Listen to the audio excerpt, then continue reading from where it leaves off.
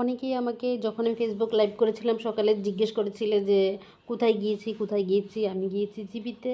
তো পরে দিয়ে দেখলাম ফেসবুক লাইভটা যখন আমি করেছিলাম প্রচণ্ড পরিমাণে ডিস্টার্ব ছিল। তো সেজন্য আমি ভিডিওটা ডিলিট করে দিয়েছি, মানে লাইভটাকে ডিলিট করে দিয়েছি। কারণ ফেসবুকের লাইভ যখন ডিস্টার্ব হয় তখন ইস্যু আসতে পারে।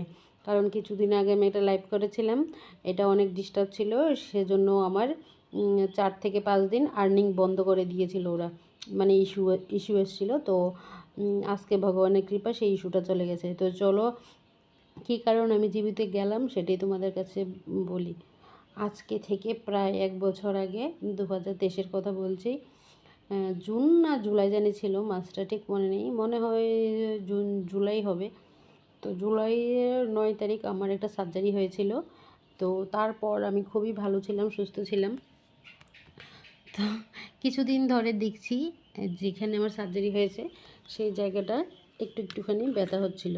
তো আমাকে যেই মানে স্যার শুরু থেকে মানে দেখছিল, মানে দেখাশোনা করে এসেছিল সার্জারি করা অবধি, সেই স্যারের কাছে আমি গেলাম মানে জিজ্ঞেস করার জন্য, স্যার এখন মানে কেন এমন হচ্ছে। মানে আমার খুবই কদিন ধরে টেনশন হচ্ছিল মাথার মধ্যে যে কী কারণে এমন হচ্ছে, আমি কিছুই বুঝতে পারছিলাম না। আমার তো কি ভয় লাগছিল, যেহেতু এখানে ব্যথা হয়।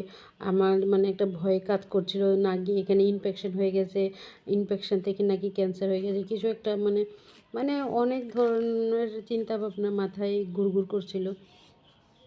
তো সেই জন্য ভাবলাম যে না, একটুখানি জিবিতে যাই, গিয়ে স্যারের সাথে কথা বলি। তো আমি কিন্তু তোমাদের একটা কথা বলবো আজকে জিবি সম্বন্ধে। আমি কিন্তু আগে কোনো দিন জিবিতে যাইনি, এই ফার্স্ট আমার বয়সে মানে সার্জারিটা আমি করিয়েছিলাম। এও কী কারণে বলবো তোমাদেরকে, দাঁড়াও।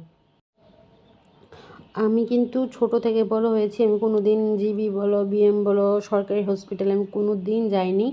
তো যেহেতু আমার স্টোন হয়েছিল সবাই বলেছে, তো সরকারি হসপিটালে দেখানোর উদ্দেশ্যটা হচ্ছে, সবাই আমাকে বলেছে, আমাকে না আমার বরকেও বলেছে যে এখানে নাকি মেশিন টেশিন সব কিছু খুবই সুবিধা, মানে প্রাইভেট থেকে এখানে। তো যেহেতু এটা একটা স্টোন ছিল সেজন্য, তো সেজন্য আমি সার্জারিটা এখানে করিয়েছি। কিন্তু বিশ্বাস করো, মানে আমি যদি জানতাম যে জিবির পরিষেবা এত ভালো, অনেকেই বলে জিবির পরিষেবা খুবই খারাপ, কিন্তু আমি যখন এখানে সার্জারি করিয়েছি আমার কাছে খুবই ভালো লেগেছে। আর এটা হচ্ছে নতুন, এই যে এখন আমি যে তোমাদেরকে দেখাচ্ছি, এটাতে আমি মানে সার্জারি করেছি। এটা হলো নতুন হসপিটালটা, এত ভালো। আর এখানে আমি টিকিট কাটছিলাম, লুকিয়ে ভিডিও করছি, কারণ দেখলেই আমাকে মারবে, বকবে, মোবাইল নিয়ে যাবে, অনেক কিছু ঘটতে পারে, সেজন্য আমি লুকিয়ে ভিডিও করেছি। তারপর ডক্টরের কাছে যাচ্ছি, এই যে। তো মানে এত পরিষেবা ভালো, ব্যবহার খুব ভালো আমার সঙ্গে সবাই, একদম ডক্টর,